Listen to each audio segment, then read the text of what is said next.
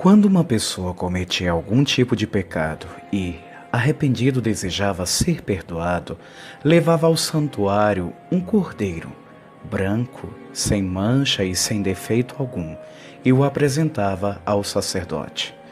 O sacerdote então iniciava uma cerimônia para que os pecados daquele homem fossem perdoados. O pecador colocava as suas mãos sobre a cabeça do cordeiro e confessava os seus pecados.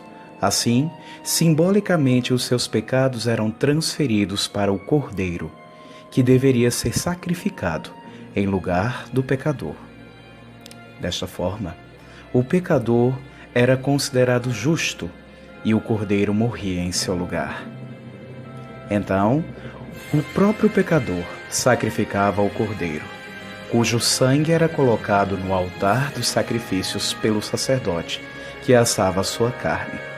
Assim, através deste sacrifício, o pecador tinha seus pecados perdoados e ele poderia voltar para casa tranquilo, perdoado por Deus. Era no dia 10 do 7º mês que ocorria a purificação do tabernáculo. Esse era um dia solene e de profunda reflexão para os israelitas.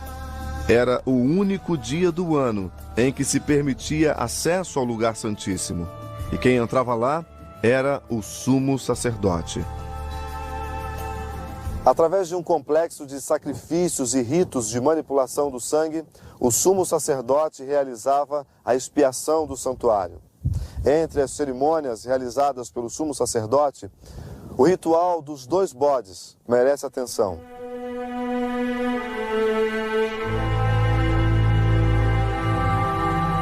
Tomava-se 2 bodes sem defeito, e mediante sortes, um seria para representar o Senhor e o outro para Azazel.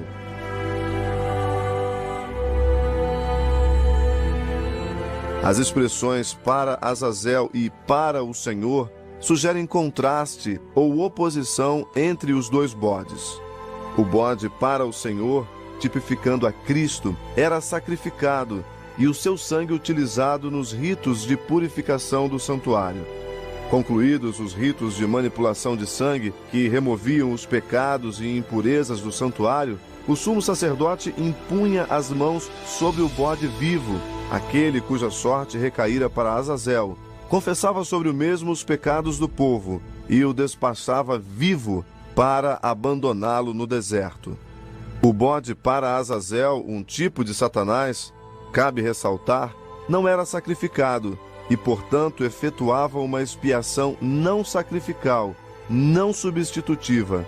Era um veículo para a remoção dos pecados acumulado ao longo do ano no santuário e que representava a parte desempenhada por Satanás nos pecados de cada pessoa, parcela que agora volta para ele. No dia da expiação, Deus demonstrava a sua aversão e ódio ao pecado, depondo sobre o originador de todo o mal as responsabilidades que lhe eram devidas. Assim, Deus ensinava a todo o povo a sua aversão à transgressão e vindicava o seu caráter como Rei santo e misericordioso.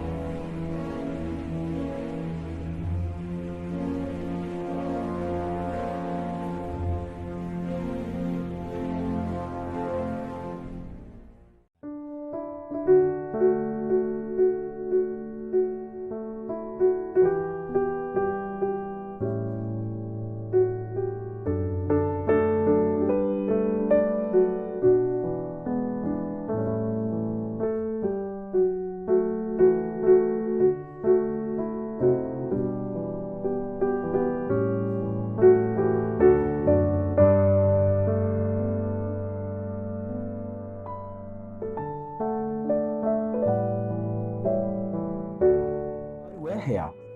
João viu o santuário celestial em vários momentos no Apocalipse e, inclusive, viu vários dos seus objetos, como o altar de sacrifícios, o candelabro e o lugar santo. De fato, em vários lugares, a Bíblia informa a existência desse santuário celestial, que é o lugar onde Deus mora. A lição mostrou que também havia um santuário na terra.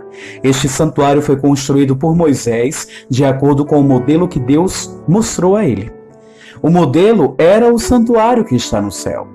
Vimos que o santuário da terra era dividido em 3 partes: o pátio, o lugar santo e o lugar santíssimo. Também vimos que haviam objetos no santuário que eram utilizados em suas cerimônias religiosas. Os objetos eram o altar de sacrifícios, a pia de bronze, a mesa com 12 pães, o candelabro de 7 braços, o altar de incenso e a arca da aliança, que guardava os 10 mandamentos e era coberta por uma tampa de ouro chamada propiciatório. Ao estudarmos esse tema, vimos que as pessoas que trabalhavam no santuário eram chamadas de sacerdotes, e o chefe deles era o sumo sacerdote. Eles realizavam cerimônias religiosas todos os dias, que eram os sacrifícios de cordeiros e as orações de intercessão pelo povo. Mas também havia uma cerimônia religiosa que só acontecia uma única vez ao ano, e era realizada apenas pelo sumo sacerdote. Esta era a cerimônia do dia da expiação. Finalmente, vimos que tudo o que acontecia no santuário era uma figura, uma espécie de representação de Jesus que ainda viria. Ele é o Cordeiro de Deus que tira o pecado do mundo. Então, a partir da morte de Jesus, o antigo santuário terrestre perdeu seu valor e não precisamos mais sacrificar cordeiros porque Jesus já morreu por nós. Portanto, o santuário da terra não existe mais. Porém, o santuário do céu existe ainda e a cena do juízo ocorre lá, no santuário celestial.